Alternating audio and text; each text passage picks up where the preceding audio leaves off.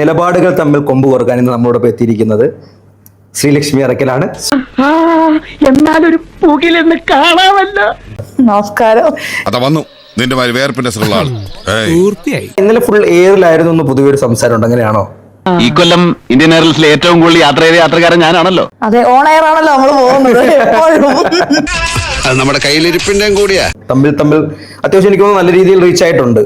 അത് വെറുതെ കഴിഞ്ഞ ആഴ്ച നടന്ന കാര്യങ്ങൾ പറഞ്ഞ് എന്നെ നാറ്റിക്കരുത്. കുറെ നാളുകൾക്ക് ശേഷം എസ്കെന്റെ ആദ്യത്തെ ഒരു പ്രോഗ്രാം എന്ന രീതിയിലും കൂടി അതിനൊരു അതെ അതെ അതെ.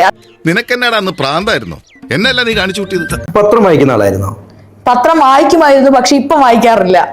ഞാൻ ഈ കൂറകളൊന്നും വായിക്കാറില്ല. ഞാൻ പണ്ട് തൊട്ടേ പത്രം വായിക്കും. അതെ അതെ അതെ, ഞാൻ പണ്ട് വായിക്കായിരുന്നു, പക്ഷെ ഒരു റീ എൻട്രിക്ക് ശ്രമിക്കുമ്പോ ആരംഭത്തിൽ അപമാനം. നമ്മുടെ വിഷയത്തിലേക്ക് തന്നെ തുടങ്ങാം. ഷിംജിത ദീപക് കണ്ടു കാണുമെന്നോ? ഇന്നലെ പിന്നെ എന്താ നടന്നത് അവിടെ? വല്ലതും ബാക്കി വെച്ചിട്ടുണ്ടോടാ? സാറിനെ ഞങ്ങള് ബാക്കി വെച്ചില്ലേ? ഇപ്പോൾ എന്താണ് നിലപാട്? നല്ല കക്ഷിയോടാ ചോദിച്ചത്. ഞാൻ ആദ്യം തൊട്ട് ഷിംജിതയ്ക്ക് വേണ്ടി വാദിക്കുന്നത്.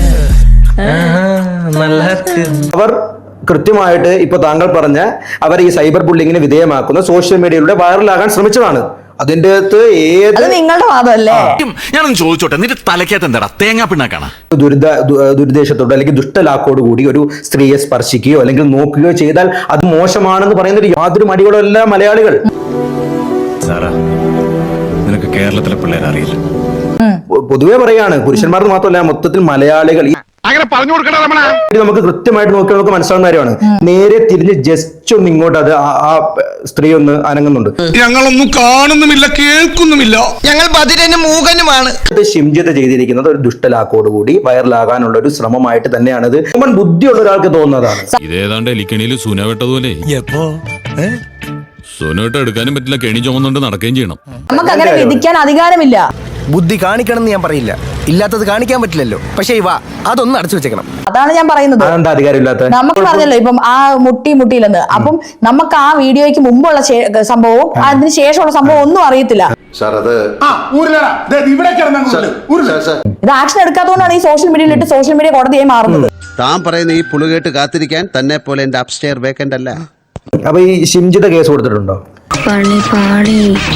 കേസ് കൊടുത്ത് ഷിംജിത കേസ് കൊടുത്തിട്ടില്ല. Bad workers blame their tools എന്ന് ഇംഗ്ലീഷിൽ ഒരു ചൊല്ലുണ്ട്. അതുകൊണ്ട് സ്വന്തം കഴിവുകേട് മറയ്ക്കാൻ ഉപകരണങ്ങളിൽ പഴിചാരുക.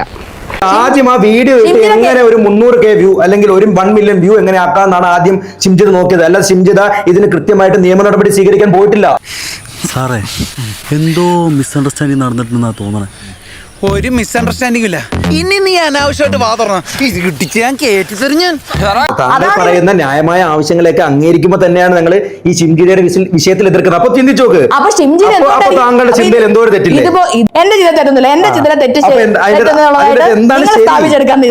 അമ്മയ്ക്ക് പറ്റൂല. സമാധി സമാധി സമാധി തലച്ചോറ് ഫെമിനിസത്തിന് കൊടുത്താൽ ഇതാണ് പ്രശ്നം. മലയാളികൾ ഞാൻ ഉറപ്പിച്ച് പറയുന്നു, 90% മലയാളികളും ഷിംജിതയുടെ ഭാഗത്താണ് തെറ്റെന്ന് പറയുമ്പോ അപ്പൊ നിങ്ങളുടെ ഓർമ്മ പോയത് അവൾക്കല്ല, പിന്നെ നിനക്കാണ്. ചികിത്സ ഇന്ന് തന്നെ തുടങ്ങിക്കോ. ഈ പേരുടെ മൈൻഡിൽ മാത്രം എന്തുകൊണ്ട് അത് ഷിംജിത വലിയ എന്തോ സൽക്കർമ്മം ചെയ്തായിട്ട് തോന്നുന്നു. കഷ്ടം.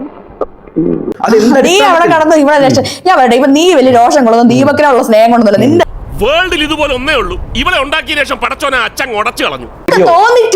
നിങ്ങൾക്ക് തോന്നിക്കോ, തോന്നേണ്ടവർക്കെല്ലാം തോന്നിക്കോ. തോന്നാത്ത ആൾക്കാരും ഇവിടെ ഉണ്ട്. ഇവനൊക്കെ ഒരേ ഒരു സെൻസേ ഉള്ളൂ, നോൺസെൻസ്. ഇത് കറക്റ്റ് ആയിട്ടുള്ള അവരും ആ പുരുഷന്റെ കൂടെയാണ് നിൽക്കുന്നത്. അവർക്ക് ബുദ്ധി ഉണ്ടെന്ന് ഞാൻ പറയുന്നു. അവർക്ക് ബുദ്ധി ഇല്ലെന്ന് ഞാൻ പറയുന്നു. അരി വേവിച്ചല്ലടാ നീ തിന്നണത്. നീയൊക്കെ ലയർ പറയുന്ന വിശ്വസിച്ചിരുന്നു. വീഡിയോ കണ്ടിട്ട് നിങ്ങൾക്ക് തോന്നിയോ? ഈ കേസുമായിട്ട് എന്റെ മോന് യാതൊരു ബന്ധമില്ലെന്ന് തെളിഞ്ഞാൽ ഈ കുടുംബത്തിന് നഷ്ടപ്പെട്ടു പോയ മാനം അത് തിരിച്ചു തരാൻ കഴിയുമോ എനിക്ക്? ഈ വീഡിയോ കണ്ടപ്പം അതിന്റെ അടിയിൽ മൊത്തം ആ പെണ്ണിനെ സൈബർ ബുള്ളി ചെയ്യുന്നതാണ് ഞാൻ കണ്ട കമന്റ്. ഇതേ ലൂസ് കോണ്ടാക്റ്റാ. എനിക്കത് കണ്ടപ്പോഴേ എനിക്കതൊരു സെക്ഷൽ അസാൾട്ടാന്ന് എനിക്ക് തോന്നി. എന്നിട്ടും ഞാൻ എന്ത് ചെയ്തിട്ടില്ല, അത് എവിടെ എടുത്ത് ഷെയർ ചെയ്യുകയോ ഒന്നും ചെയ്തിട്ടില്ല. കാരണം നമ്മളല്ലല്ലോ കോടതി. ഒരാളെ സൈബർ ബുള്ളിങ്ങിന് ഇട്ട് കൊടുക്കരുതെന്നാണ് എന്നുള്ള നിലപാട്. എങ്ങനെ അങ്ങനെയല്ലല്ലോ നേരത്തെ പറഞ്ഞത്. Flash back. ശ്രീലക്ഷ്മി അറക്കൽ അവള് പറയുന്നത് നമുക്കൊന്ന് വായിക്കാം. നന്നായി. ആരെങ്കിലും ആത്മഹത്യ ചെയ്യുമെന്ന് കരുതി നിങ്ങൾക്ക് നേരെ നടക്കുന്ന ചൂഷണം മൊബൈൽ പകർത്തുന്നത് നിർത്താതെ ഇരിക്കുക. സാഡിസം മൈ മാനറിസം ബണ്ടു. കുറെ കാലമായിട്ട് പീഡിപ്പിക്കപ്പെടുന്നവർ അല്ലേ ആത്മഹത്യ ചെയ്യുന്നത്. അതിന് ഇനി തിരിച്ചാകട്ടെ. അയ്യ അത് നല്ല വിചാരമായി പോയി.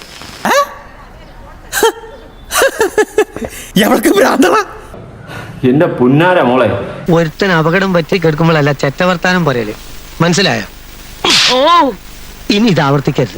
കണ്ടന്റിന് വേണ്ടിയിട്ട് റീച്ച് ഉണ്ടാക്കാൻ വേണ്ടിയിട്ട് വീഡിയോ ചെയ്യുന്ന സമയത്ത് അത് കാണുമ്പോൾ അതുപോലെ എടുത്ത് വിഴുങ്ങിയിട്ട് സൂപ്പറാണ്, അവൻ അങ്ങനെ തന്നെ കിട്ടണമെന്ന് പറയാൻ മാത്രം പോങ്ങന്മാരല്ല മലയാളികൾ.